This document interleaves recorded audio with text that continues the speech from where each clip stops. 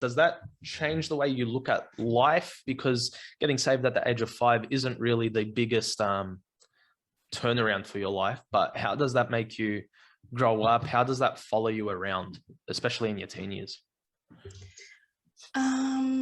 So I feel like I wasn't like growing up, I didn't really doubt my salvation. I didn't really doubt my belief in God.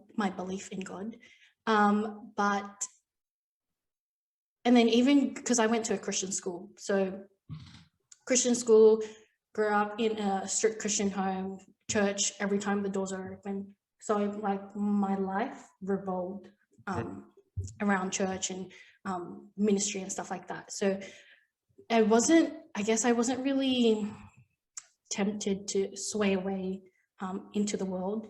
I wasn't really faced with those trials at like a young age, and then even like in my later teens. But I guess for me, a pivotal point was, again, when I told you how, so our family was going through trials.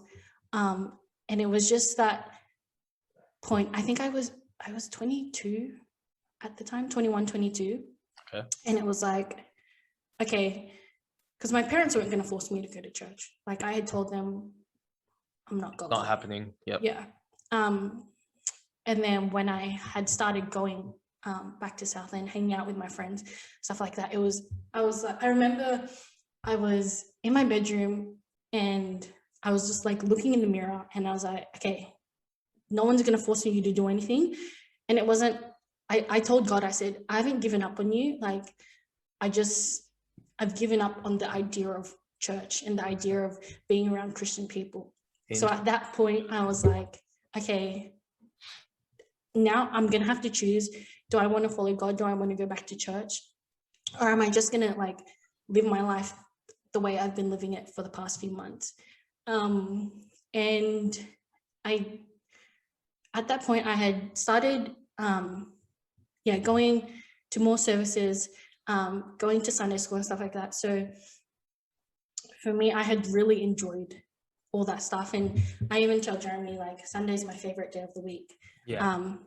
So at that point, like, each week I would hang for Sunday. I'm like, I can't wait for Sunday. Like, I'm going to be in church. So that time when I was 21, 22, that was a time when God was like, okay, now you're going to have to make your decision.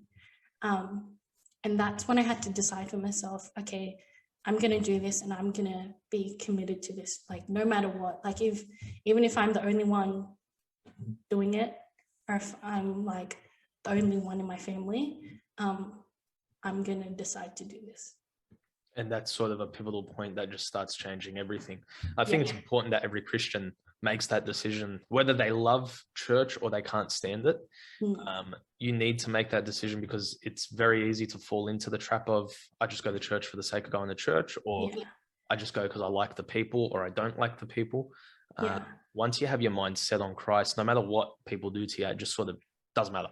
Yeah, exactly. And even the fact that, like, my cousins are Christians and like I have Christian friends and stuff. So like I had been invited to other churches, but it was just the point in my life, like, okay, you need to choose where you're going to worship weekly and like what local church you're going to be a part of.